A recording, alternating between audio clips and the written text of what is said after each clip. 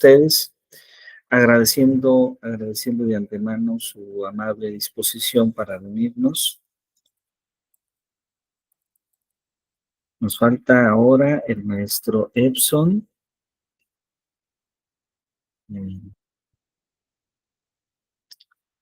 la maestra Itzel,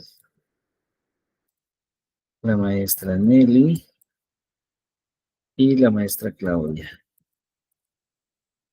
Nos faltan varios colegas, pero bueno, esperemos que decidan acompañarnos y nos acompañen poco a poco conforme la tarde vaya pasando. Pues bueno, un gusto poderlos saludar y además el día de hoy empezar un seminario que tiene un corte que espero que sea muy interesante, porque a lo largo del programa de doctorado, como ustedes han podido darse cuenta, tenemos seminarios de naturaleza distinta, aquellos seminarios que tienen una naturaleza que yo llamaría conceptual o teórica y que buscan darnos un bagaje teórico, cultural, sobre un estado del arte en general en el que se encuentra la educación y que como doctores en educación es algo muy importante.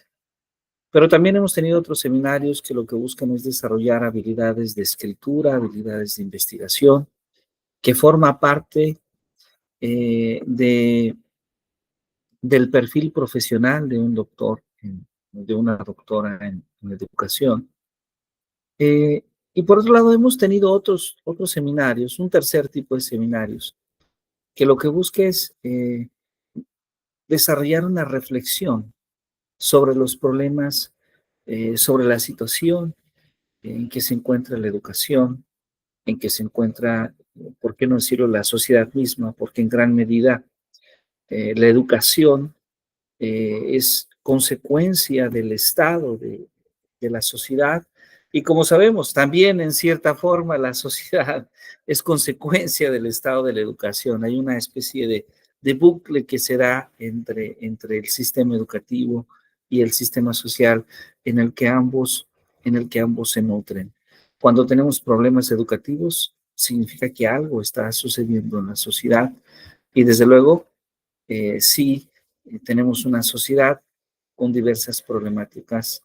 Es muy natural que también surjan problemas de corte educativo.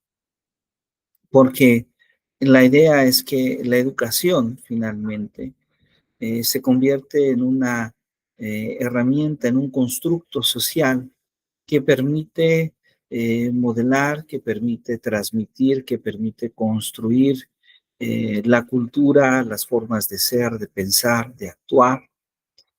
Y en este sentido hay una gran conexión entre la educación y la sociedad. Y bueno, comienzo justamente hablando de ello porque en nuestro seminario es educación en valores, ¿sí? Y muy probablemente una de las preguntas muy comunes que muchas personas hacen es, bueno, ¿por qué es necesario hablar de valores? ¿Por qué es importante hablar de valores? Y me gustaría, más que directamente abordar en este momento la pregunta, transmitir a ustedes dos videos breves que nos hablan, que, nos, que seguramente van a motivar la conversación sobre estos valores. Ok, voy entonces a permitirme compartir y agradezco muchísimo su amable atención.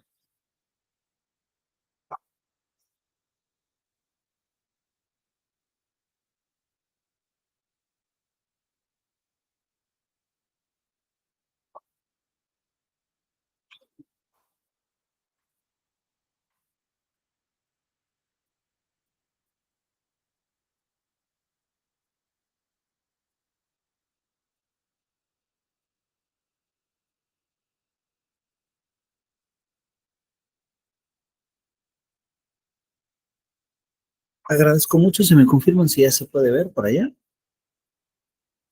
Ver, sí. Ok, perfecto. Muchas gracias. Una vez fue una estrecha franja costera densamente poblada con escuelas, hospitales y mercados vibrantes, hoy es un paisaje en ruinas. Después de más de 6 meses de ofensiva militar israelí, desatada tras los ataques de Hamás del 7 de octubre de 2023, la franja de Gaza se encuentra sumida en una devastación sin precedentes. Según datos de las Naciones Unidas y organizaciones humanitarias internacionales, cerca del 70% de la infraestructura civil fue destruida o dañada. Más de 300.000 viviendas quedaron inhabitables y barrios enteros de Ciudad de Gaza, Khan Yunis y Rafah fueron reducidos a escombros. Los ataques aéreos y las operaciones terrestres borraron del mapa hospitales, universidades, mezquitas, centros comerciales y plantas de agua. La Organización Mundial de la Salud reportó que más de 30 hospitales quedaron fuera del servicio, mientras que UNICEF denunció que 625.000 niños fueron desplazados y carecen de acceso regular a alimentos, agua y educación. La situación fue calificada como una catástrofe humanitaria sin precedentes. La guerra provocó hasta ahora más de 52.000 muertos en Gaza, de acuerdo a cifras del Ministerio de Salud local, y obligó a 2.300.000 personas a desplazarse al menos una vez. El Programa de las Naciones Unidas para el Desarrollo estimó que la destrucción material equivale a más del 45% del PBI de la región, un impacto que necesitaría décadas de inversión sostenida para ser reparado. Mientras tanto, la ofensiva israelí continúa. En las últimas horas, el gobierno de Benjamín Netanyahu aprobó una nueva fase militar para reconquistar la franja de Gaza, que implicaría el desplazamiento de la mayoría de la población civil restante. La situación generó alarma internacional. La ONU advirtió sobre una hambruna inminente, mientras que países como Francia y China calificaron los planes como una violación al derecho humanitario. יש לנו תוכנית סדורה. אנחנו מתקדמים ועוברים לשלב חדש ועצים יותר. המבצע יכלול מתקפה רחבה, הכוללת הנאה של מרבית אוכלוסיית הרצועה. זאת על מנת להגן עליה באזור סטרילי מחמאס. Desde la Oficina de Coordinación Humanitaria de la ONU, advirtieron que si se sigue moviendo a la gente, la distribución de ayuda es imposible y que lo que se está viviendo en Gaza es la destrucción sistemática de una sociedad. It appears to be a deliberate attempt to weaponize the aid. And we have warned against that for a very long time, that aid should be provided based on humanitarian need to whomever needs it, targeting those who need it most first, and not be used as in any way as a tactic to move people to any particular place or to convince people to do this, that, or the other. It is to cover their basic life-saving needs. Punto. The bottom line is that there is no aid to distribute anymore because the aid operation has been strangled by the closures. What we have heard from our partners working in the food sector is that they have distributed all they had. So there's no more to give. We have also heard from our colleagues on the ground that they observe people rummaging through garbage, trying to find something edible. So that is the harsh, brutal, inhuman reality of the situation. El ataque de Hamás de octubre del 2023 causó la muerte de 1.218 personas en Israel, en su mayoría civiles. De las 251 personas secuestradas ese día por los terroristas, 58 siguen retenidas en Gaza, incluidos 34 que, según el ejército israelí, ya están muertas. Las 24 restantes esperan un milagro. La historia de Gaza, mientras tanto, se reescribe bajo escombros y polvo. Lo que antes era una de las zonas más densamente pobladas del mundo, hoy es una tierra donde la vida se sostiene a duras penas entre la destrucción, el miedo a las bombas y la ausencia casi total de servicios básicos. La comunidad internacional asiste a una tragedia que muchos ya consideran una de las más graves del siglo XXI.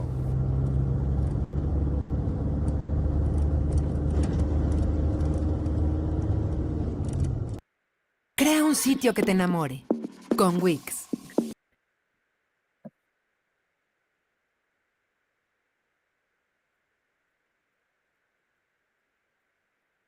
Muy bien, y bueno, ahí tenemos un documental, un breve video muy fuerte, porque podemos observar lo que hacemos los seres humanos, cómo podemos ver Gaza hace unos cuantos años atrás, una región con un alto nivel de densidad poblacional, con muchas personas, y lo que es ahora Gaza, lo que en cierta medida los gobiernos de la región, particularmente el gobierno israelí, ha hecho, y lo que los demás gobiernos de los países y los ciudadanos del mundo hemos también permitido, porque hemos simplemente guardado silencio. Entonces, bueno, creo que este video nos puede invitar a una primera reflexión. Maestra Jacqueline, maestro Esteban, adelante, sí. Si tienen algún comentario, libremente, Jesús. Bueno, pues obviamente pues se ve terrible, ¿verdad? Hemos visto aparte de este video otros más el momento de los bombardeos, el momento también del posicionamiento de algunos países en apoyo a uno o a otro lado. Vimos también por ahí, incluso había algunos mexicanos que llevaban ayuda hacia ese lugar y que fueron retenidos y toda esta situación, pues que viene de, no sé, de que hace tiempo leía yo un texto en el que decía que el ser humano era, que la violencia dentro del ser humano era como un factor que no podía evitarse. Yo recuerdo en esa lectura que decía que el ser humano había nacido para ser un guerrero.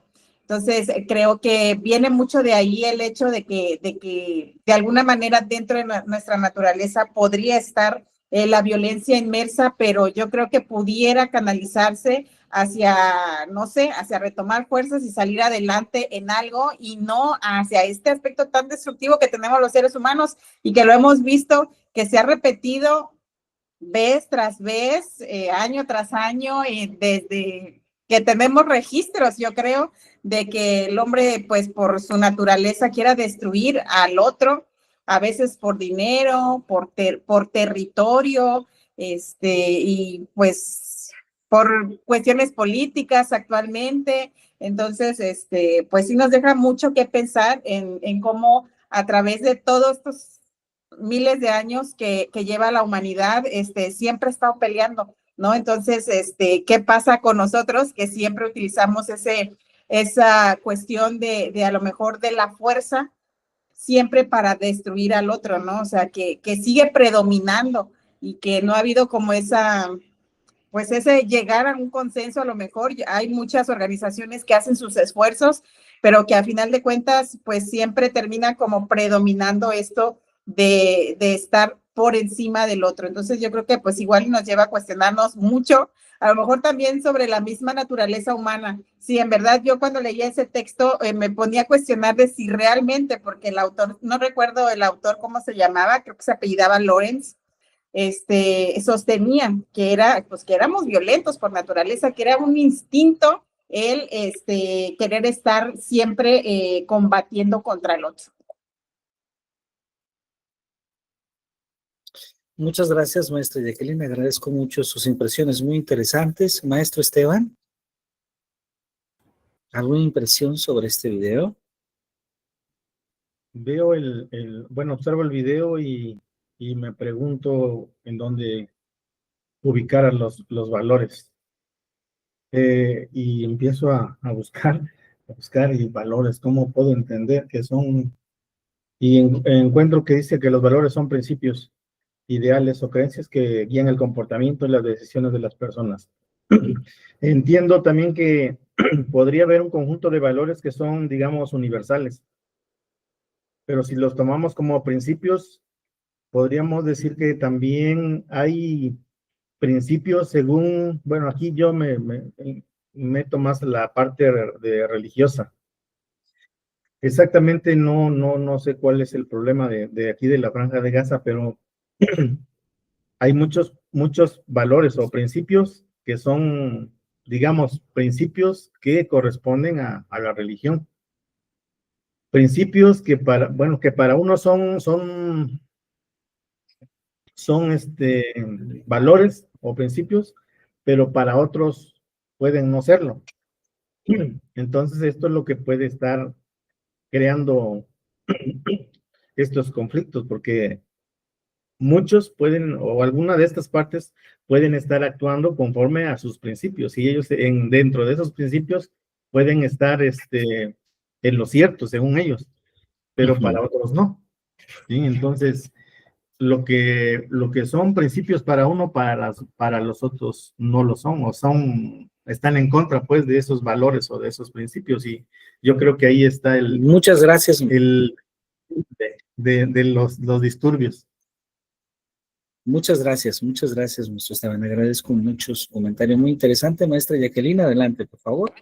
Sí, en lo que comenta el maestro Esteban, igual recuerdo también pues esta postura del relativismo moral, ¿no? De lo que para algunos es correcto, para los otros no lo es. Y desgraciadamente también muchas de estas guerras se han dado dentro de pues el aspecto religioso. O sea, por el salvaguardar los derechos a lo mejor o las ideologías religiosas de un grupo y que no coinciden con la del otro, ¿no? Y que a final de cuentas, pues ambos grupos piensan o pensamos que estamos sobre el camino correcto, ¿no? Entonces, pues también, a final de cuentas, muchas cabezas, muchas ideas, y luego algunos de estos valores o estos principios que se manejan dentro de algunas religiones o de algunos grupos también de alguna manera, algunas veces son muy radicales, y qué es lo que lleva también a tener pues estos enfrentamientos o no aceptar la idea del otro. Ahorita me acordé también de que la maestra Roberta Yema Normal habla mucho de la otredad, ¿no? Del aceptar al otro, de ver al otro, de trabajar en común, y creo que eso es algo que nos hace mucha falta. O sea, lo podemos ver tanto como trabajamos a lo mejor en grupos pequeños, a este tipo de fenómenos que escalan a un nivel global en el que pues no podemos ponernos de acuerdo, que esos intereses que de alguna manera pues son para algunos relativos, ¿no? Que para algunos tienen cierta importancia y que en algunas culturas son negativos y en otros son positivos, y que al final pues no podemos llegar como a ese común acuerdo, y que pues es a lo mejor bastante complicado y que llega pues a terminar en conflictos que escalan hasta esa magnitud. Muy bien, muchas gracias a los dos por sus participaciones. Creo que es muy interesante y coincido con ustedes.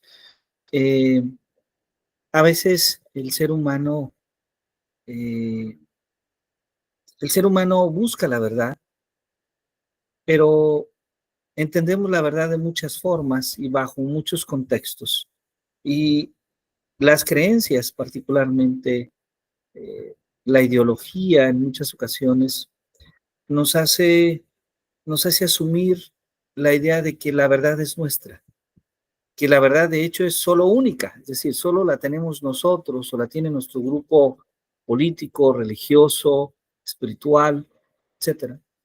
Y lamentablemente en estos casos genera aquella imposibilidad de poder dialogar con el otro, de poder encontrar puntos de acuerdo.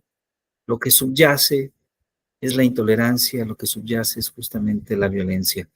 Y me permití poner este video porque hace poco más de medio siglo creíamos en cierta medida haber superado, haber aprendido el impacto que tiene la ideología y la creencia en la sociedad.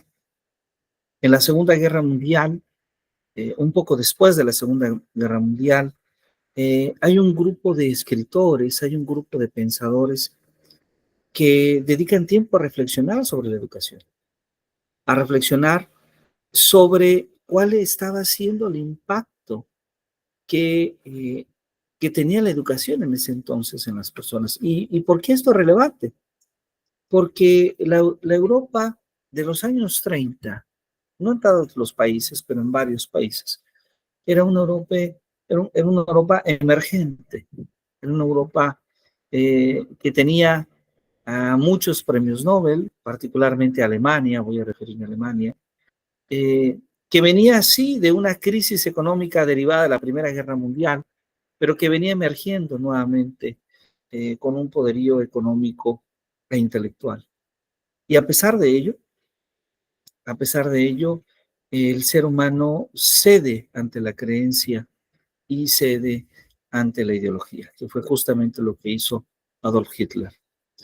Después de la Segunda Guerra Mundial, sobre todo en Francia y en Italia, surge el movimiento de la filosofía existencial, de un grupo de escritores que se cuestionan sobre la educación, que se cuestionan sobre el ser humano y muy especialmente que se cuestionan sobre el sentido de la existencia del ser humano, dado que descubren que el ser humano podría ser capaz de eso, de lo que fue capaz, de asesinar a cientos, a miles, a millones de personas, de dejar de ver a las personas como seres humanos y poderles ver simplemente como algún miembro del reino animal. Esa reflexión hizo que unos cuantos años después, casi simultáneamente, a nivel político, ¿sí? La reflexión es a nivel filosófico, a nivel educativo, pero a nivel político surge la Organización de las Naciones Unidas, ¿sí? Y surgen una serie de políticas internacionales que lo que buscaban era salvaguardar justamente a los estados, salvaguardar que esos hechos no volvieran a suceder. Pero bueno, después de muchos años, hemos vuelto a una situación semejante. Hemos vuelto a ver como un Estado, lamentablemente lo digo, un Estado que hubiese sido al menos su grupo social el violentado de la Segunda Guerra Mundial, puede ejercer la misma o más violencia que la que sus integrantes vivieron. Y esto nos hace reflexionar porque esto involucra un análisis que va más allá de la guerra, las razones de la guerra, pero además el accionar del mundo ante el suceso. Porque muchas personas hemos percibido esta situación como una película, como algo que simplemente cambiamos de canal las noticias y no sabemos lo que pasa con poco más de 2 millones de personas en el mundo, de las cuales, debo decirlo, que ya casi una quinta parte ha muerto, lamentablemente. Esto es lo que pasa en las guerras. Me gustaría mostrar, antes de seguir hablando, un segundo video que también es muy breve.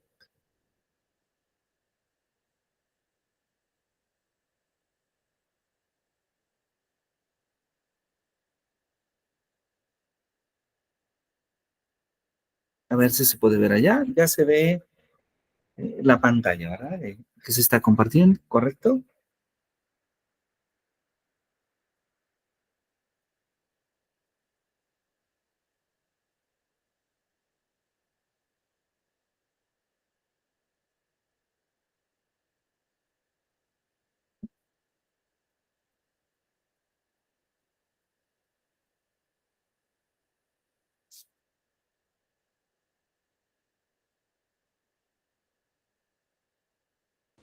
Solo que no se oye, doctor.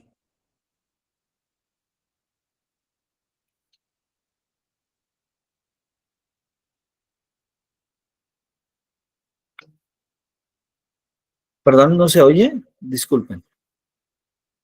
Ok. Ah, sí, he compartido mal, disculpen. He compartido de manera incorrecta. Sí. Vamos a volver a compartir.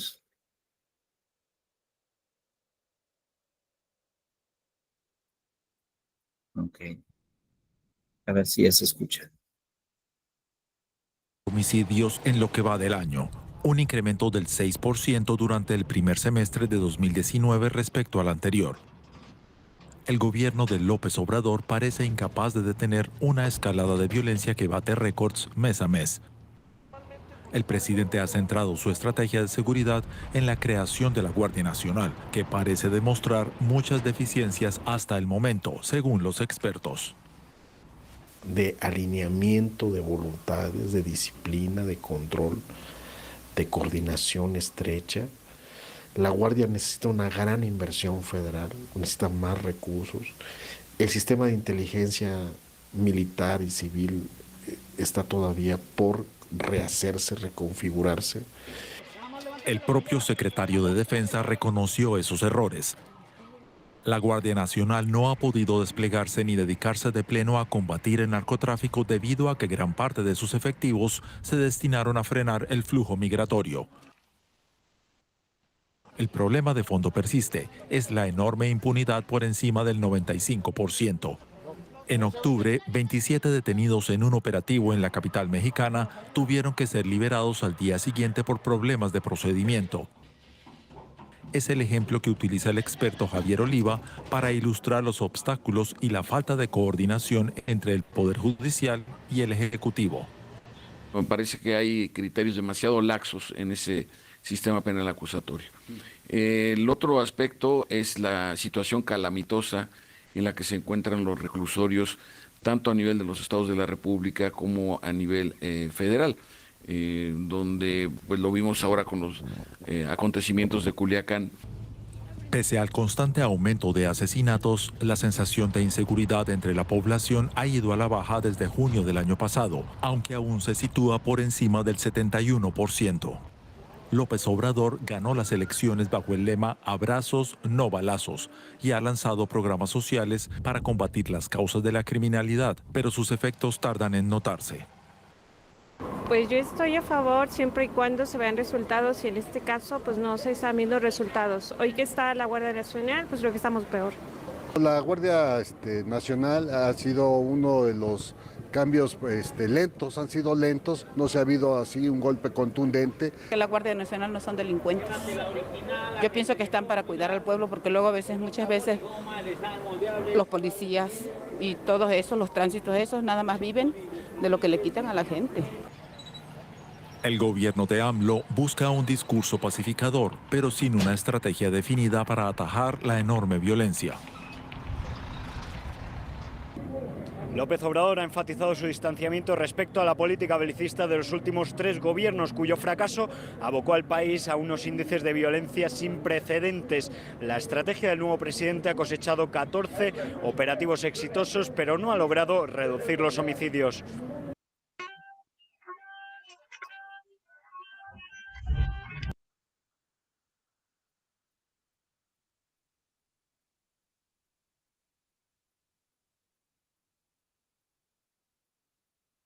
Muy bien, tenemos aquí otro video con una perspectiva distinta. Y bueno, lo primero que quisiera decir es que, bueno, es un reportaje de un medio alemán. Y bueno, nuestra intención no es hacer una crítica al gobierno, ni al gobierno anterior ni al gobierno actual. Pero lo que sí nos interesa es entender el fenómeno, entender cómo nuestro país lamentablemente está sumergido en este momento y lo ha estado en los últimos años, si es que no puedo decir en las últimas 2, casi 3 décadas, en la violencia. En una violencia que atañe no solamente al gobierno, porque probablemente el gobierno no tiene las herramientas suficientes para dar la solución que esperamos como ciudadanos. Pero hay algo en la sociedad, evidentemente, que probablemente se ha transformado. Hay algo en la sociedad que es diferente y que hoy en día nos hace ver esta violencia cada vez más cruda, cada vez más de cerca. Entonces, ¿qué es lo que ustedes podrían observar en primera instancia desde su análisis en este segundo video? Maestro.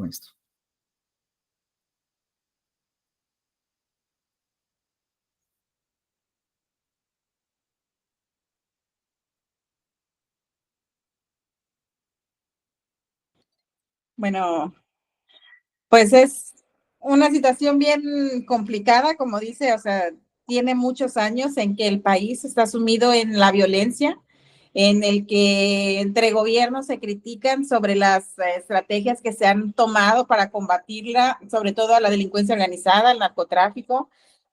Al final, pues los resultados que han dado todas estas estrategias, pues nunca han sido en beneficio de la ciudadanía, ¿no? O sea, nunca hemos visto una mejoría en la seguridad que nosotros tenemos, ¿no? A lo mejor al salir de casa o al viajar de un lado a otro, de un estado a otro. Luego a veces hay algunos estados a los que preferimos pues ni mencionar, a lo mejor para vacacionar o para visitar o para realizar algún trabajo.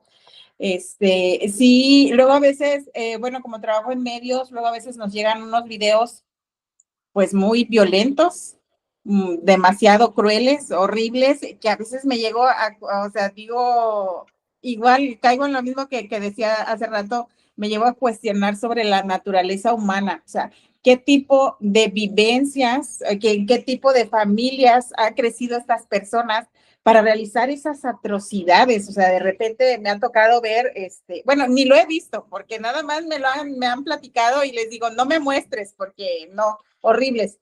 Pero, o sea, cómo una persona llega a violentar a otra de tal manera, o sea, de una manera tan cruel, con esa intención de hacer daño, que no, o sea, no me lo puedo explicar de repente. Y desgraciadamente también estamos sumidos en esto que se le ha denominado últimamente por los sociólogos como la narcocultura, en el que pues incluso hay niños que idolatran, se pudiera decir, a esas figuras que de alguna manera para ellos pues los consideran como figuras de poder, como figuras que tienen éxito, desgraciadamente con base en malas prácticas, pero pues también, ¿no? Hacia dónde estamos o qué tipo de niños estamos criando y estamos educando que ven en eso un futuro, ¿no? Y desgraciadamente para ellos es un futuro muy pequeño, un futuro muy corto. Sabemos que hay muchos jóvenes que entran pues a ese mundo, que la única forma de salir es muerto y desgraciadamente a veces duran meses. A los que bien les irá, duran años, ¿no? A lo mejor, pero, o sea, no sé, pues también me cuestiono eso, ¿no? De qué es lo que estamos haciendo como sociedad para que nuestros niños vean en eso una fuente de ingreso, o sea, como un futuro o incluso un modelo a seguir. Entonces, sí, pues sí, creo que estamos en una decadencia, a lo mejor, en el país en cuanto a eso. No sé qué pudiéramos hacer también para alejar a nuestros hijos de esas situaciones. Desgraciadamente hemos visto personas que han luchado contra estos grupos, y que pues ha terminado mal. Lo hemos visto en los últimos meses, incluso que aquellas personas que se dedican a defender los derechos de los que están siendo atacados o los que están siendo afectados por estas situaciones de violencia, pues terminan mal, desgraciadamente. Entonces, pues a dónde vamos, ¿no? Entonces, a lo mejor no vamos a querer luchar también por cambiar nuestro propio entorno, porque pues eso significa ponernos pues en la mira de los que quieren que todo siga permaneciendo igual. Muchas gracias por su reflexión, maestra Jackie. Maestro Esteban. Pues igual, al igual que la maestra Jackie, alguna idea, alguna propuesta de cómo resolver esta situación, no la veo así muy, muy pronta. No es algo simple, ¿verdad? No es algo para nada simple. Con respecto al medio del video, pareciera que no es algo diferente a la percepción que nosotros tenemos como país. No coincido tanto en que dice que la gente de repente empieza a sentir que está disminuyendo, lo menciona el periodista, que ya la gente se siente segura, ¿no? O sí, que está a la baja. Entonces, pareciera que no, aunque todavía es de hace tiempo, de la administración pasada, por lo que menciona, pero no veo una diferencia entre el pasado y cada vez es más complicado. Y sí, una idea, una propuesta, de cómo podría reducirse este problema, yo no la visualizo, es muy complicado. Sí, sí, muchas gracias, maestro Esteban. Muchas gracias, maestra Jacqueline. En efecto es complejo. Vamos a hablar de ello. Maestra Jacqueline, adelante, por favor. Sí, es que pareciera que fuera un demonio como la mitología, el demonio de dos cabezas que le cortas, bueno, que le cortas una y salen dos de esa cabeza. O sea, desgraciadamente, creo que todo lo que se ha hecho para tratar de disminuirlo, creo que, o sea, a lo mejor detienen a un capo, que es muy importante, pero pues va él y a los 5 minutos ya está alguien más supliéndolo. O sea, pareciera que es cuento de no acabar eso. Entonces, creo que de ahí radica también esa complejidad, ¿no? A lo mejor de resolver ese problema. Claro, claro que sí. Muchas gracias. Agradezco a los dos sus reflexiones. Bueno, después de ver 2 videos, después de hablar esencialmente de 2 grandes problemáticas que vivimos en nuestra realidad, una problemática mundial como la que se vive en Gaza, y una problemática regional, porque lo vivimos en nuestro país, porque somos conscientes del nivel de violencia, de inseguridad, de intolerancia que se muestra en nuestro país, y que vemos cómo esto sigue creciendo, lamentablemente. A veces un gobierno dice, ya bajó 10 puntos. Bueno, ojalá y baje más de 10 puntos, pero lo que percibe el ciudadano sigue siendo mucha violencia en las calles. La educación en valores, se puede entender de muy diversas formas. Para algunos es un conjunto de metodologías, para otros es un tipo de pedagogía, para otros es un enfoque. Pero este enfoque al que nos referimos, no voy a permitir compartir pantalla con ustedes, es un enfoque que tiene una perspectiva muy especial, porque lo que busca es centrarnos, a ver si ya se puede ver por allá, Sí se ve. ¿sí? Centrarnos no solamente, muchas gracias, en la adquisición de conocimientos, no solamente en desarrollar habilidades profesionales, sino que buscamos centrarnos en la persona, buscamos centrarnos en el ser humano, darnos cuenta que la educación no solamente busca desarrollar estas características que he mencionado de los profesionales, sino recordar que los profesionales son personas, pero además son personas que viven en comunidad, que viven en una sociedad y que entonces tienen que desarrollar, como dice Edgar Morán, habilidades de ciudadanía, es decir, de, de, de ciudadanos que tienen la capacidad de poder convivir con nosotros, de poder tolerar al otro, de poder establecer relaciones sanas, relaciones de convivencia con los demás. Y esto le da entonces mucho sentido a hablar sobre la educación en valores. Porque una segunda pregunta con la que tal vez podemos abonar más a esta discusión es pensar si la educación es solo conocimiento o va más allá, ¿sí? Y entonces, la respuesta inmediata que dan una serie de autores es que sí, la educación es conocimiento, pero es un conocimiento que busca también contribuir a la formación del ser humano, a la formación de la persona. No es simplemente un tratado o un cúmulo de conocimientos, sino que estos conocimientos necesitan tener una dirección, ¿sí? Y en este sentido,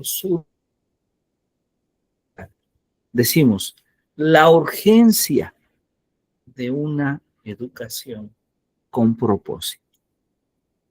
La urgencia de una educación con propósito.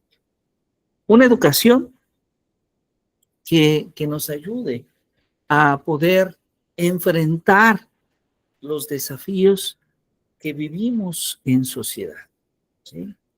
Los desafíos que vivimos en sociedad, que son muy importantes de atender, como la crisis de los valores, la polarización o el efecto que pueden tener en nosotros los avances tecnológicos. Y aquí me gustaría detenerme un poquito, porque de alguna forma, es necesario cuestionarnos estos tres aspectos que mencionamos. Hace unos días tuve la extraordinaria oportunidad de tener un viaje largo y en el aeropuerto tuvimos que esperar varias horas en Alemania. Fui a una zona donde está el periódico y no hay nadie quien cobre el periódico. Por cierto, era no solo el periódico, era periódico, lo que nosotros llamamos el periódico acá en México, pero eran revistas deportivas, una serie de materiales, algunos textos, algunos libros, y no había nadie quien cobrara. No había nadie quien dijera, oiga, joven, no se puede llevar el periódico si no lo paga, o no se puede llevar el libro. No había nadie. Las personas iban, seleccionaban cuál revista leer, cuál periódico tomar, y dejaban 2 euros. Ese era el monto que decía. No había nadie que cobrara. Y por cierto, había suficientes euros en una cajita donde uno los depositaba, que también alguien podría tomarlos. En un lugar con muchas personas que van y vienen, hablo de cientos, tal vez miles de personas que van y vienen todos los días en ese aeropuerto. Y uno dice, mira qué interesante. Nadie se lleva una revista que no paga. Las personas no se llevan una revista de deportes que no pagan. Y no solo eso, las personas no hay una persona que tome esa caja y diga, yo voy a sustraer ese dinero. No, eso no pasa. Al menos creo que se permanece porque no es algo que pase tan seguido. Y yo me cuestionaba, ¿esto lo podremos hacer en nuestro país? Alguien podría poner un puesto de revistas, de periódicos, libre, para empezar, que permanecieran en ese lugar, y segundo, además dejar ahí el dinero, el monto que las personas dejan en plena libertad de que un ciudadano pueda llevárselo o no. Y lo interesante es que los ciudadanos deciden no llevarlo. Entonces, ¿qué tenemos que hacer para cambiar esta perspectiva? ¿Qué tenemos que hacer? ¿Qué tenemos que construir en nuestra ciudadanía para que el ciudadano no tenga que pasarse el alto? Para que el ciudadano no tome lo que no es suyo, para que el ciudadano pueda ser consciente del otro, pueda ser consciente de su comunidad, de la sociedad a la que pertenece. ¿Sí? Y esto es solo un pequeño ejemplo, ¿no? Un pequeño ejemplo de lo que pasa en otros lugares, pero también tenemos esos otros ejemplos que pasan en nuestra cultura, que pasan en nuestra región, y que, como bien la maestra Jacqueline comentaba, ¿cómo es posible que alguien se atreva a violentar de esa forma, asesinar de esa forma, a quitarle la vida a otra persona, a humillar, a violentar, a abusar, etcétera? Que es algo que estamos viviendo en nuestra sociedad. Y entonces significa que, evidentemente, si pensamos en la sociedad actual, y si pensamos en esa sociedad de los años 70, de los años 60, esa sociedad de nuestros padres, de nuestros abuelos, y probablemente escuchamos que esto sucedía, pero con menor frecuencia. Esto sucedía y era noticia porque era muy poco común. pero hoy en día inclusive ha dejado de ser noticia. Hay estadísticas, las leo para este seminario, que nos dicen que el año pasado en países como Suecia, el número de personas asesinadas, por ejemplo, fue menor a 100 en todo el país. Y es algo grave para ellos. Ellos inclusive escriben notas que dicen, estamos rebasados, tenemos casi 100 muertes en un año. ¿Qué opinión merece lo que está pasando en nuestro país? Donde tenemos miles de personas que mueren al año, sin contar las personas que desaparecen, que esto es otra cifra enorme. Y sin embargo, nuestra sociedad, nosotros como sociedad, no estamos exigiendo un cambio, no estamos exigiendo al gobierno. Estamos estamos observando a veces hacia otro lado. Entonces, algo hemos dejado de hacer en la sociedad, en la familia y probablemente, ¿por qué no decirlo?, en la escuela. Tal vez algo estamos dejando de hacer. El objetivo de la educación en valores es justamente poder reencaminar ese camino, poder darnos cuenta que hoy en día enfrentamos desafíos sociales importantes. La polarización es otro desafío importante, por ejemplo. Y hoy en día vivimos, sobre todo en América Latina, nos estamos convirtiendo en una región con mucha polarización, situación que hace algunos años atrás no se sentía, pero que hoy en día se siente y se vive. Esta situación de los de izquierda contra los de la derecha, de los ricos contra los pobres, de los blancos contra los morenos, etcétera. Que no tendría que ser, y que en muchas ocasiones este mensaje de odio, que es un mensaje de odio textualmente, lamentablemente está presente en las redes sociales, en los medios de comunicación, a veces en el propio gobierno, que debería de justamente buscar lo opuesto, buscar medios para evitar la intolerancia. Entonces nos damos cuenta cómo esta polarización nos afecta. ¿Y qué decir del uso de la tecnología? Es otro de los retos muy importantes. Es un reto muy fuerte en muchos sentidos.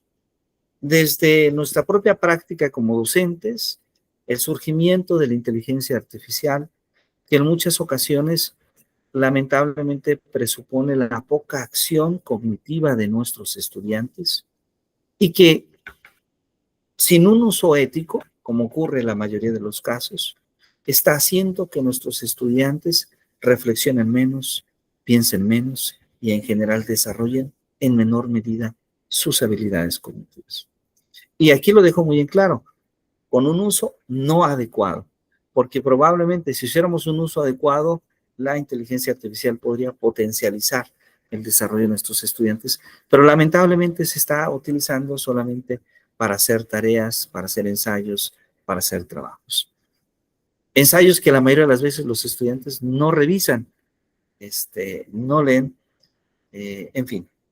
Esto lo vemos en la escuela, pero probablemente tendríamos que pensar en algo que va más allá en la sociedad.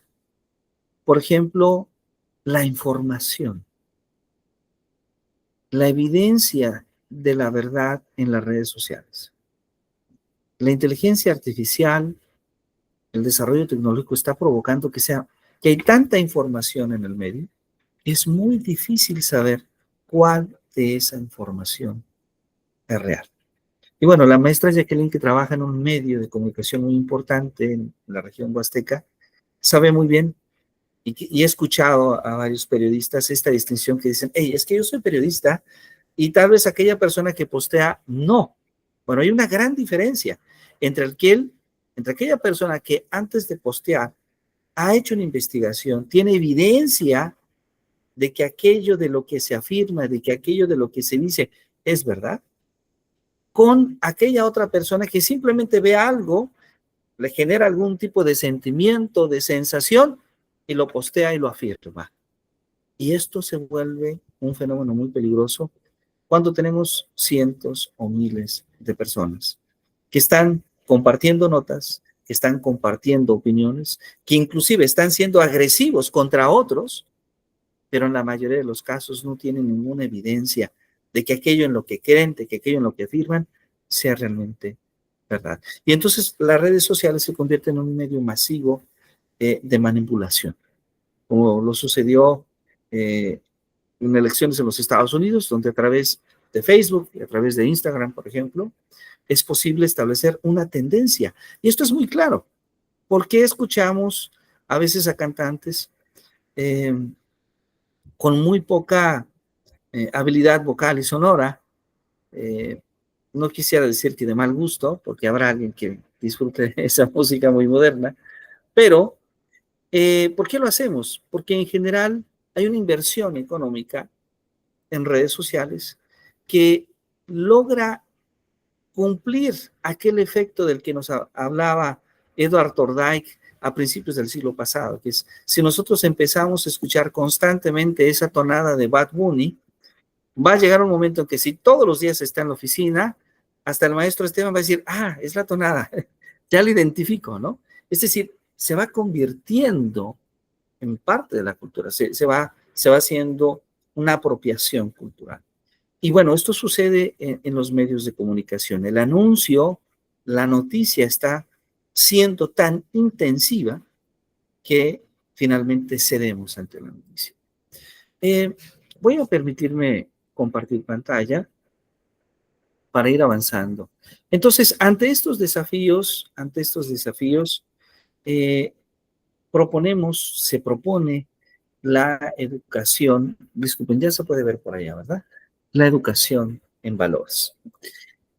Pero ¿qué entendemos por valores? El maestro Esteban ya nos hablaba de esto en su intervención, cosa que agradezco mucho. Y en términos muy generales, todavía muy generales, podemos hablar de esos principios que guían nuestro comportamiento, que buscan guiar nuestros juicios. Y entonces, estos principios están ligados en cierta medida a la creencia y a asumir que son verdaderos, y la mayoría de las veces, a que son la única verdad. ¿Sí? Esto tiene un efecto muy importante en las creencias y en la ideología, porque las personas asumen tener la razón, asumen tener la verdad, sin cuestionarse sobre ello.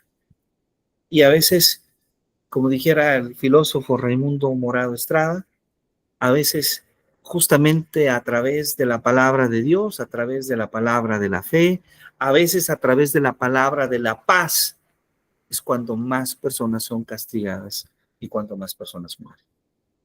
¿Cuáles son estos tipos de valores?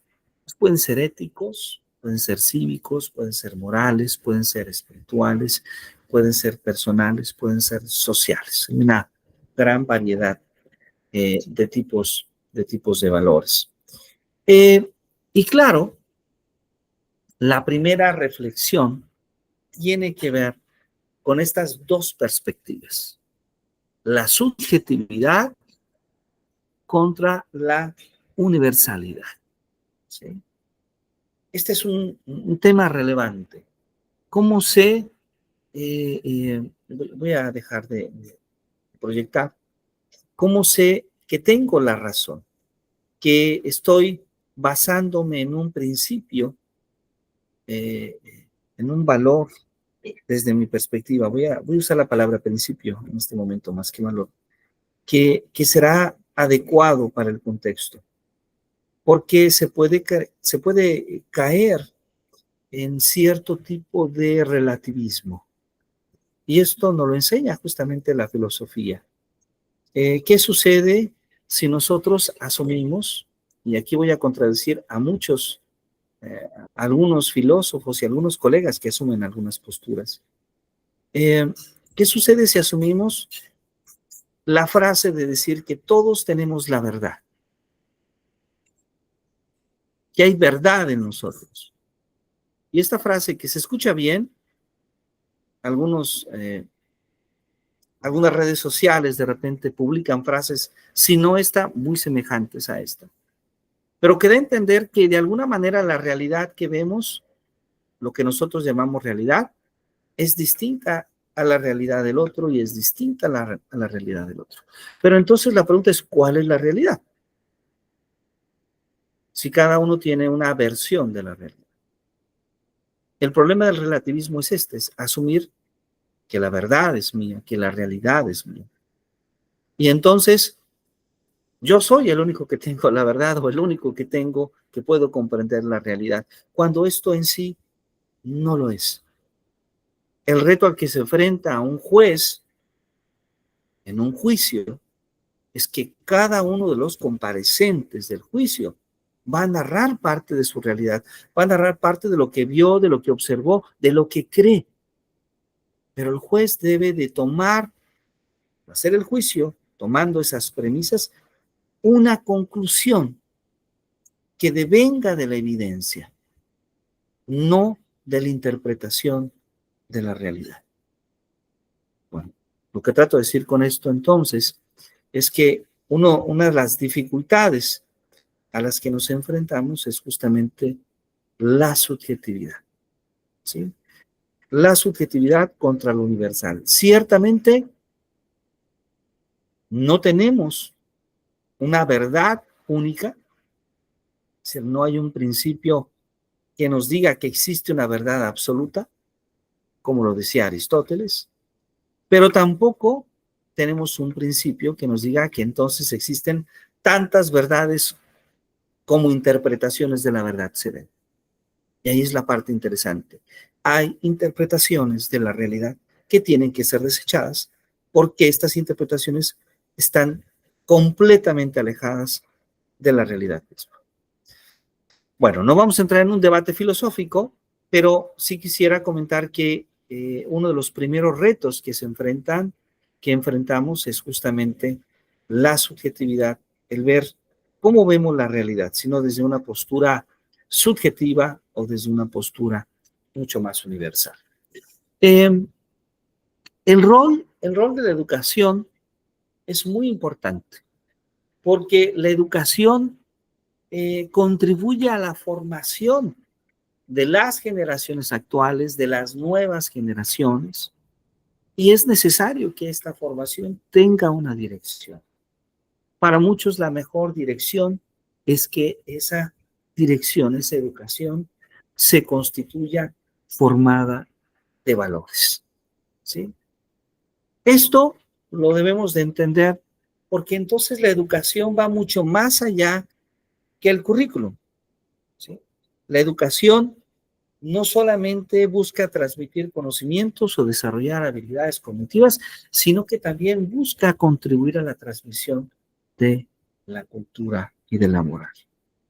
Y entonces la escuela se convierte en un espacio formativo, no solamente un espacio donde se adquieren conocimientos, sino también donde se adquieren actitudes.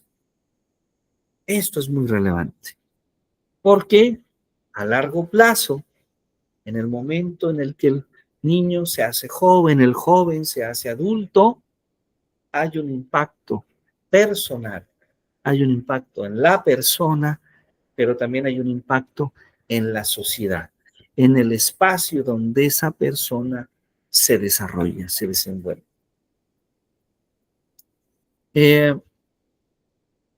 Bien, un poco antes, quisiera tomar un comentario de una nota reciente. Y es un comentario muy doloroso y muy especialmente para las personas de Michoacán lo es, porque como es de su conocimiento seguramente, en días pasados asesinaron a un presidente municipal en la ciudad de Uruapan, el licenciado Carlos Manso. Y yo quisiera hacer una reflexión muy breve de el primer discurso que dijo su esposa.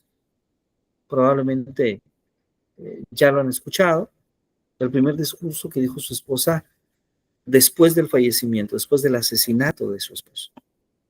Y su comentario fue sobre la formación, justamente, sobre la formación de ese joven de 17 años que había asesinado a su esposo. Porque si ese joven hubiese sido educado, si ese joven hubiese tenido más atención de sus padres, si ese joven no hubiese ingresado a las filas de un cártel o hubiese consumido drogas, probablemente ese joven no sería un asesino y su esposo no hubiese sido asesinado. No es exactamente así lo que ella dijo, pero esto es más o menos lo que ella expresó. Y entonces, en este hecho muy reciente que ha consternado a gran parte de nuestro país, nos habla del impacto de la formación, de cómo la formación en gran medida forja o contribuye al camino que las personas vamos construyendo en nuestra vida. Ahora sí regreso a la diapositiva y en este sentido hablamos de ciertos valores claves en la educación actual. Hay ciertos valores que a veces algunos autores llaman clásicos, los vamos a retomar, pero ahora tomo como punto de partida en esta conversación sobre la educación actual algunos valores que son necesarios fomentar. Y lo vemos día a día, el respeto, ese respeto a las distintas formas de pensar, de ser, ese respeto a la diversidad cultural que es tan necesario. Ese respeto a la opinión, ¿sí? Ese respeto a la opinión. Y aquí en este respeto a la opinión hay que diferenciar la persona de la opinión. Como lo dice el doctor Raimundo Morado, hay que ser respetuosos, amables con las personas, pero siempre exigentes con las opiniones. Es decir, no toda opinión es válida para todo caso. En muchas ocasiones se asume y se confunde la idea de que el respeto a la opinión es aceptar cualquier opinión. Y no, hay opiniones que no deben de ser aceptadas. Hay opiniones que deben de ser cuestionadas. No las personas, pero sí las opiniones. Y claro, el respeto al medio ambiente, ¿sí? El respeto al entorno en el que nosotros coexistimos, a la fauna, a la flora, al planeta. Entonces, el respeto es un valor y veamos que estamos entendiendo el respeto no solamente en esta relación humana, sino en un sentido mucho, pero mucho más amplio. También tenemos la responsabilidad. Hablamos mucho de derechos. Hablamos mucho de derechos, pero hablamos muy poco de las obligaciones. Hablamos muy poco de la responsabilidad. Esta responsabilidad, en muchos sentidos, una responsabilidad personal. Debemos de ser responsables de nuestra persona y asumir, tal como lo decía justamente Jean-Paul Sartre, asumir las responsabilidades de nuestros actos. Nosotros somos los responsables de nuestra persona y nadie más. Somos responsables de nuestras elecciones plenamente. Pero la responsabilidad va más allá de solo ser responsables de nuestras personas, porque resulta que nuestros actos tienen un impacto en los demás y entonces tenemos una responsabilidad social, tenemos una responsabilidad con el otro, con los otros, además de una responsabilidad ambiental. Tenemos una responsabilidad con el medio ambiente, con el medio en el que nosotros vivimos, porque todos, cada uno de nosotros, generamos un impacto ambiental. Algunos en mayor medida, otros en menor medida, pero todos debemos de asumir la responsabilidad de ese impacto. Y claro, la empatía y la solidaridad, ¿sí? La empatía y la solidaridad. entender la necesidad de comprender al otro, entender que el otro es distinto de nosotros, pero que el otro merece ser escuchado, merece ser comprendido. No es tan simple esto que nosotros decimos, ponerse en el lugar del otro, porque es muy difícil, dejo de compartir un momento, es muy difícil realmente comprender al otro.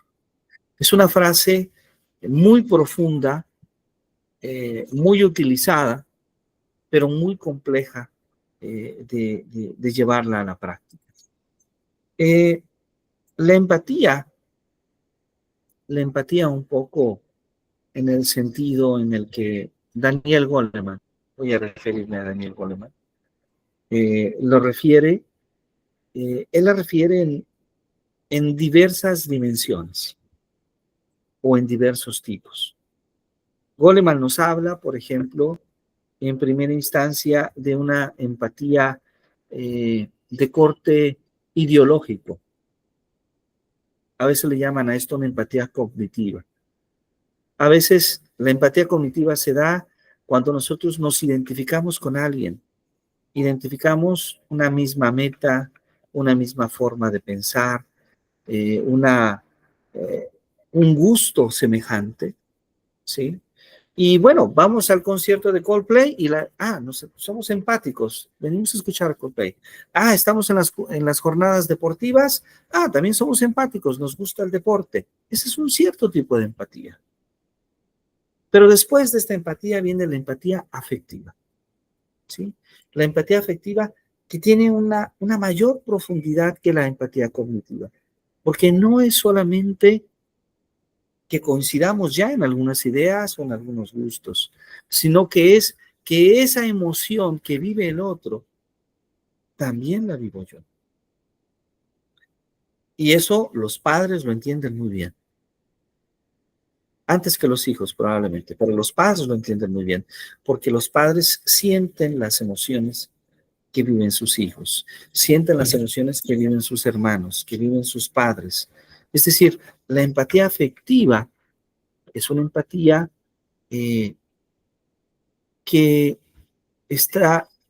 se da por la conexión que tenemos afectiva con otra persona. Un amigo, un familiar, un hijo. Sobre ellos tenemos empatías afectivas. Pero no es lo mismo lo que pasa cuando nosotros tenemos personas que no conocemos. Ahí es mucho más complejo. Cuando alguien requiere de nuestro apoyo y entonces tenemos que tomar la decisión si apoyar a esa persona, si llevarla en el auto, si darle un apoyo económico, si comprendemos o no lo que esa persona está viviendo, cuando esa persona no es alguien de nuestra familia, cuando esa persona no es alguien de nuestros amigos. Ahí es un proceso mucho más complejo. A esto es a lo que le llamamos la empatía social. Y a esta empatía es a la que se refiere este anuncio que comentábamos, de ponernos en el lugar del otro, de valorar el valor de la persona sobre cualquier cosa. Algo que no es simple, que es tal vez simple en palabras, pero muy difícil en las acciones y en los hechos. Además de la empatía, también necesitamos la solidaridad. También necesitamos el trabajar por el bien común. Y eso es algo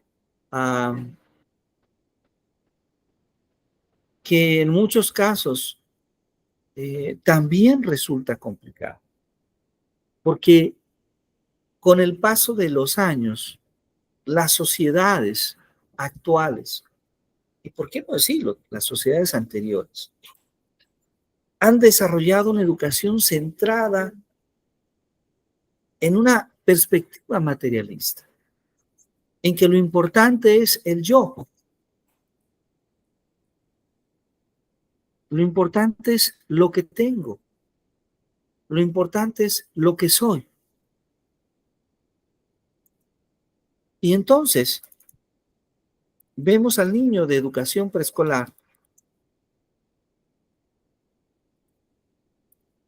con muchas dificultades para compartir sus materiales, con muchas dificultades para poder dar un poco de lo que tiene, porque nos estamos acostumbrando solamente a recibir. Y en algunos casos no solo recibir, en algunos casos nos estamos acostumbrando a exigir. Pero ¿qué es lo que nosotros damos? ¿Qué es lo que nosotros damos a los demás? Probablemente estamos dando muy poco o nada. Y yo les recomendaría una lectura de una gran maestra. Hace algunos años tuve la oportunidad estaba interesado en ciencias del comportamiento y tuve la oportunidad de tomar un curso.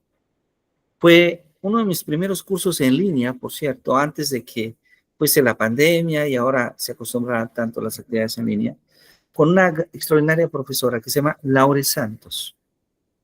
Laure Santos es una psicóloga estadounidense de origen brasileño en la Universidad de Yale, en Estados Unidos. Y ella es una de las profesoras más conocidas por su trabajo en el estudio de la ciencia del comportamiento.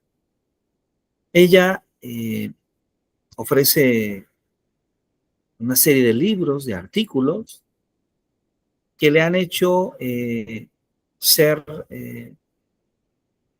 nombrada como una experta en la felicidad. Como una experta en la felicidad. Tal vez esta palabra no es la más adecuada, pero tal vez sí podría decir como una experta en el bienestar, que de hecho este es su campo principal de conocimiento, las ciencias del bienestar. Lo aclaro, esto no tiene nada que ver con el gobierno de la 4T, por favor, porque no tiene nada que ver, ¿sí? Ellos han utilizado ese nombre, este gobierno ha utilizado este nombre, pero esto es mucho antes, las ciencias del bienestar son como de los años 50, 60, cuando inician, ¿no? Y bueno, una de las características, algo que adelanto de Laure Santos, es que una de las características que identifica justamente para encontrar ese bienestar en el ser humano es justamente dar al otro. ¿Sí? Esta es una de las características más importantes que identifica en sus estudios, en sus investigaciones. Ella se da cuenta que justamente quien da al otro, quien puede apoyar al otro, encuentra algo especial, encuentra algo que también le nutre a él. ¿Sí? Y bueno, estos estudios de Laure Santos son del año 2000, entre el 2000 y el 2010, pero desde los años 60, un filósofo canadiense, Bernard Lonergan, había hablado de esto. Lonergan lo había hablado desde la religión, porque él es un filósofo católico y desarrolló un estudio sobre el bien humano, pero desde esta perspectiva filosófica de Lonergan, es interesante que coincide con los estudios completamente independientes a los que se refiere Laure Santos. De hecho, pienso que en el grupo vamos a dejar una entrevista de hace algunos años que le hizo la Fundación BBVA, Bancomer, a Laure Santos, donde nos habla justamente de su trabajo en estas ciencias del bienestar. Estoy seguro que podrá ser de su interés. Entonces, hablando de los valores, hablando justamente de la empatía, de la solidaridad, pues conectado a esta idea de la solidaridad es el poder dar. El poder dar siempre es algo que nos fortalece, que nos da muchísimo a las personas. La gratitud es otro de esos elementos importantes. Disculpen, he vuelto a compartir, no sé si ya se ve allá. Ya, ¿verdad? Sí se ve. Ya saben, muchas gracias. Y bueno, además de la empatía y la solidaridad, tendríamos que hablar del pensamiento crítico, de esa capacidad de analizar, de cuestionar, de la integridad, ¿sí? De esa coherencia entre lo que se dice y lo que se hace. Esto es muy importante, la integridad. Y la ciudadanía activa, la participación informada, la participación comprometida, ¿sí? Entonces, aquí tenemos algunos valores importantes para la educación actual. Bueno, ¿de qué vamos a hablar en nuestro seminario? Pues vamos a hablar de estrategias para desarrollar esta educación en valores. Y aquí ya me adelanto un poco porque en primera instancia hablo de que esta educación en valores de alguna manera ya se ve reflejada, aún sin utilizar una estrategia directa, ya se ve reflejada en la práctica docente y se ve reflejada en el ejemplo del docente, en esa coherencia entre lo que se enseña y lo que se vive. Porque la educación en valores tiene una característica muy especial, que es una educación vivencial, ¿sí? No es simplemente enseñar a las personas qué es la empatía, sino es actuar. No es simplemente decir a las personas qué es tener un pensamiento crítico, sino es actuar con un pensamiento crítico. Entonces el estudiante no solamente recita esto, sino que el estudiante lo observa, lo ve y lo aprende. O en su caso, lo cuestiona. Pero además, desde luego, también en el currículum, tanto implícito como explícito, que se lleva en el salón de clase, podemos ver que tenemos el ambiente escolar, lo que pasa en el salón de clase, el ambiente que se genera en nuestras clases, en nuestra práctica, la manera en la que nosotros nos relacionamos con nuestros estudiantes, las actividades que promovemos en nuestra clase. Bueno, todo eso de alguna manera involucra la educación en valores. En mayor o menor medida se involucra.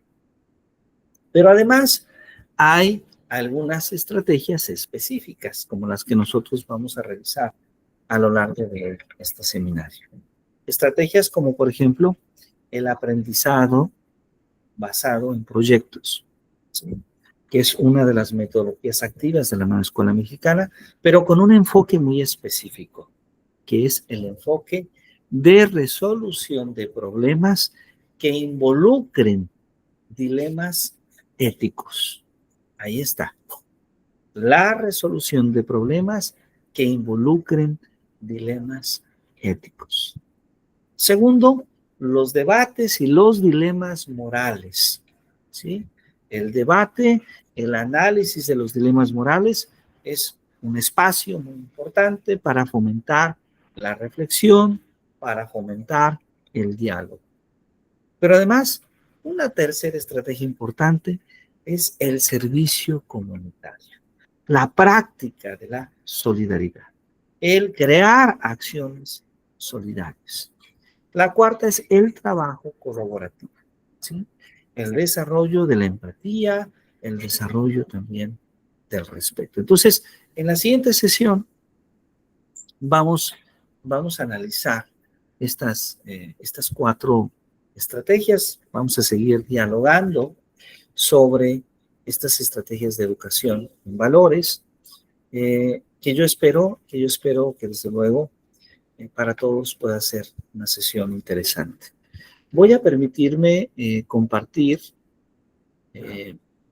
no para la sesión ahora en vivo, sino en el repositorio de nuestro grupo de WhatsApp, esta entrevista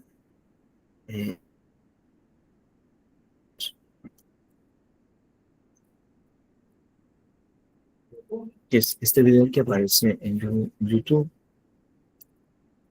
de esta profesora, que por cierto, el video se llama Ser feliz no consiste en sonreír siempre y pensar positivo, ¿sí? Este es justamente el título que tiene este video.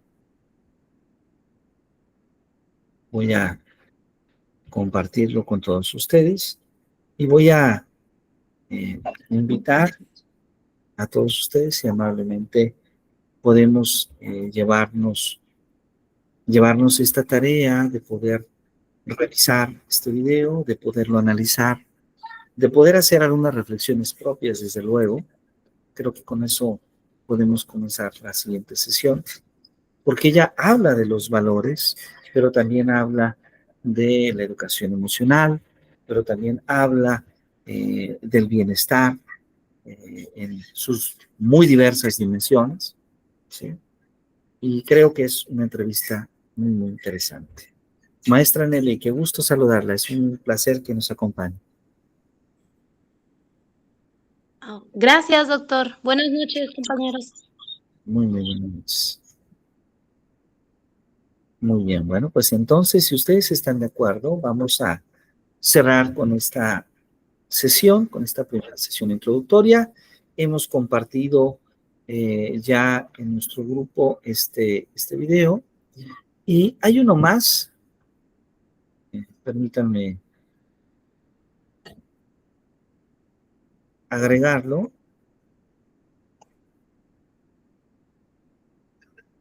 de Margarita Tarragona, que es Las claves para vivir mejor gracias a la psicología positiva. ¿Sí?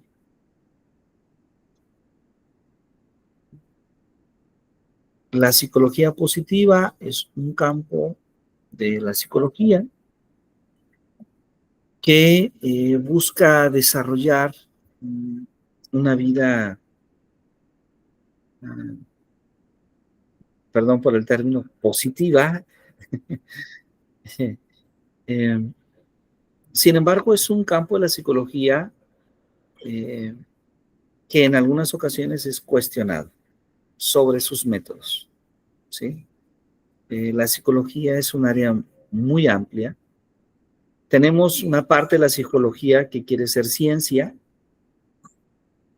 es decir, una parte de la psicología que tiene una perspectiva científica, todo el campo de la psicología conductual, experimental, ciencias del comportamiento, ciencias de la conducta, ciencias del bienestar, tiene esta perspectiva.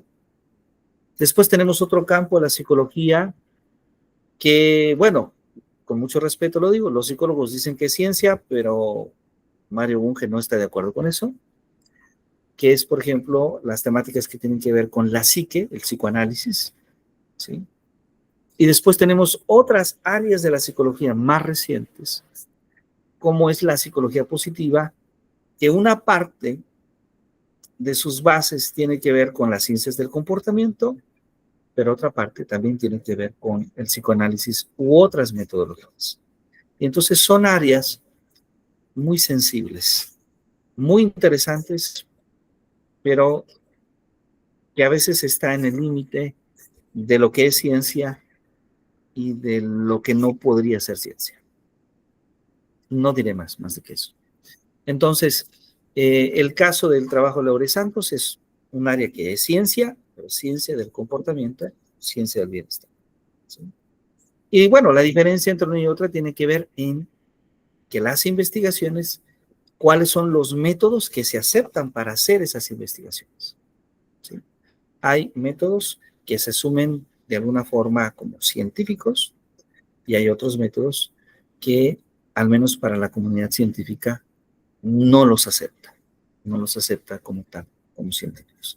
Ahora, que no los acepte como científicos no necesariamente significa que no tengan un impacto en el ser humano, ¿sí? Entonces, ahí termino esta discusión. Bueno, pues yo agradezco muchísimo su atención y nos vemos en 8 días vamos a seguir hablando de educación en valores. Les invito a que puedan disfrutar de estos 2 videos que ya están en nuestro grupo de WhatsApp. Muchísimas gracias. ¿Alguna pregunta antes de cerrar? Nada, bueno, es que hace rato comentó que nos iba a recomendar una lectura de Laure Santos y no sé si me perdí, pero no anoté cómo se llamaba la lectura. Ah, claro, claro que sí. A ver, un momento, por favor.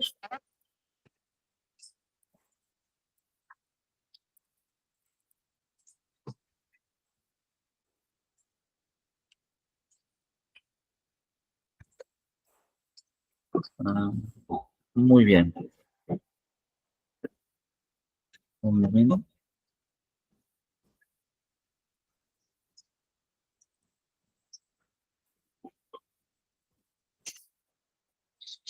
Estoy buscando sus libros, para un momento.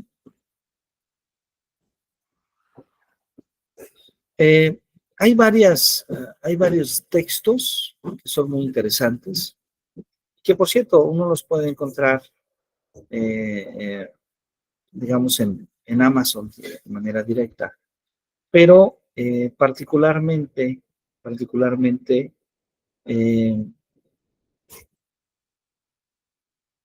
voy a compartir este artículo. Este artículo que se llama La búsqueda de la felicidad. ¿Sí? Y en este artículo de la búsqueda de la felicidad, justamente lo que hace Laure Santos es analizar no solamente un texto, no solamente sus propios textos, sus propios estudios, sino otros textos más que tratan sobre la felicidad, que ha sido un tema importante. Pongo el link. El link es de un medio de comunicación que aparece en inglés, pero que puede, a través del traductor, ponerse en español directamente. ¿Sí? Entonces, esa puede ser una buena lectura introductoria, y hemos dejado también su video en entrevista. ¿Sí? Bueno, pues es un gran placer saludarlos. Que tengan una excelente tarde. Vamos a seguir hablando de Laure Santos en la siguiente sesión, pero debo decirlo que hay varios autores importantes, algunos autores como Laure Santos, que de alguna manera centran su estudio en buscar el bienestar de la persona y después de la sociedad. Pero hay otros autores que tienen cuestionamientos mucho más fuertes, que hacen cuestionamientos profundos, como Peter Singer, por ejemplo. Pero bueno, esto ya lo discutiremos en la sesión. Muchas gracias, que tengan una muy buena noche. Un placer saludarlos. Que descansen, hasta pronto. Hasta luego, buena noche. Luego. Hasta luego, bye bye. Buenas noches.